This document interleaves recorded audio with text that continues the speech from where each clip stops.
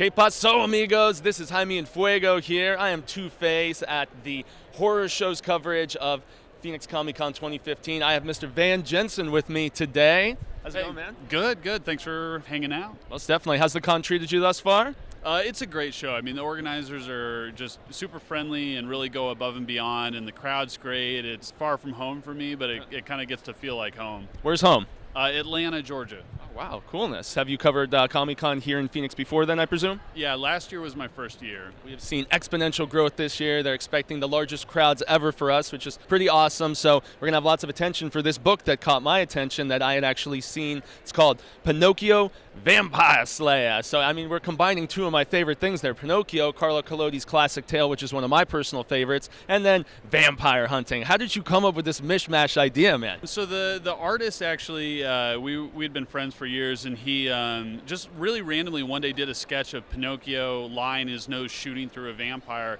And, you know, it's kind of a one-note gag cartoon sort of thing. And we just kept talking about it, and I was a big fan of the Collodi fairy tale as well, and just I loved how dark it was, even though Disney softened it up over the years and stuff like that. I mean, the real Pinocchio, he gets hung from a tree, and I mean, he gets like practically killed over and over. It's a crazy book. Yeah, it's super weird and dark and really funny too. And the Disney character is much more of a like Huck Finn. Like, he's a bad kid. Like, he is not a good kid. No, not at all. So, you know, it was just this chance to work with the artist who I really liked, and so we did a trilogy of books, and I mean, we didn't know whether it would be anything, and the first book came out and people really liked it, and it kind of took off and became a thing. So it was a as it well should have. I mean, his nose is a piece of wood. You run that stake through their hearts, it makes sense. Yeah, it's one of those things, like, you see people walk by and they see the title and it's like, oh, I got it. But yeah, so and we also, like with vampires, we went back to kind of the more like folkloric version of vampires, like really dark, kind of nasty, gross.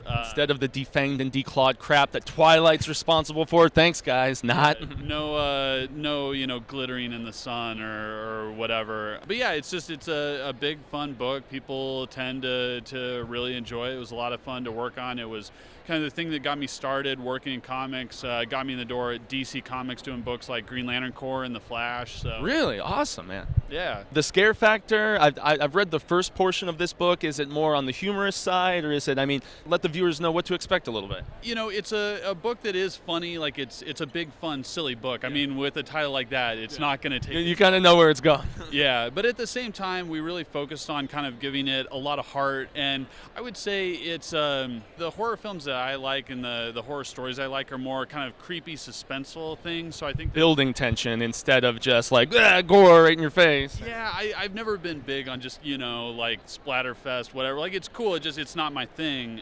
So yeah, there's a lot of that. Like, one of my favorite films is The Devil's Backbone, the Guillermo del Toro. Yeah, that was one of his first ones. Yeah, and it just a lot of tension, slowly building, weird creepiness, and when you have that ebb and flow though, and the tension is built, I think the scares are a lot more. They kind of resonate more, you know. Yeah, it's the stuff that resonates with me. So all I do is I try to write stuff that I like and, you know, focus on that. So I wouldn't call it necessarily a straight horror book, but it does have those elements infused into it.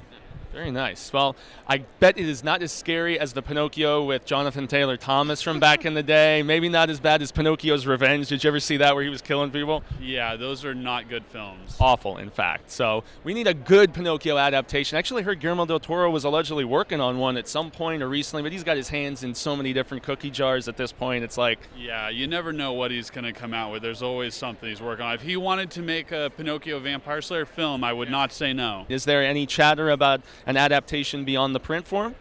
There was actually a years-long effort to make a movie, which it did not happen. I mean, movies, it's weird for... It's a different beast, so... Yeah, it's a strange world, and it was, they were going to go out and shop it right after Abraham Lincoln Vampire Hunter came out. And that film tanked, unfortunately, so... Yeah, it was like the Monday after that opening, the producer called me, and I was like, I knew this call was coming. It's all right. Like, as a creator, it's like I set out to make a book, we made a book. I didn't set out to make a movie, so it's not as if... Anything else is like bonus points, right? Exactly. So let's direct all of our viewers to a website or someplace where they can actually purchase one of these books, man. Yeah, so TopShelfComics.com, PinocchioVampireSlayer.com. It's on Amazon. It's you can't avoid it. It's everywhere. Yes, you will be able to seek it out. That is righteous. And so, as we close things out, we always like to ask a horror-centric question of you. What is your favorite, I guess, killer doll, puppets, I guess inanimate creatures like that coming to life? Something coming to mind? That is a good question. The Chucky films always freaked me out as a kid. I think I was like the right age for those to really hit me pretty hard. The earlier ones before they got all hammed out with like Redman and all that stuff. Yeah. Oh man, and Redman. Oh, those were funny, but they weren't scary at all. Yeah, for sure. Yeah, I guess that's probably the thing that comes to mind first. Actually, a good like super creepy inanimate object, the Devil's Backbone, the bomb that never goes off in the middle of the orphanage. That it's like a weird inanimate object that like becomes the centerpiece of the tension of the film. It's like the bomb that never explodes. I don't know. I love it. You should watch that movie. It's great. Devil's Backbone. It's one of Guillermo's earlier films before he hit big with Pan's Labyrinth and all that stuff. So, well, awesome, man. I want to extend a grande gracias to Senior Van Jensen here for speaking with us. Greatly appreciated. And until you get to scope more from Phoenix 2015 with us, stay scared, amigos.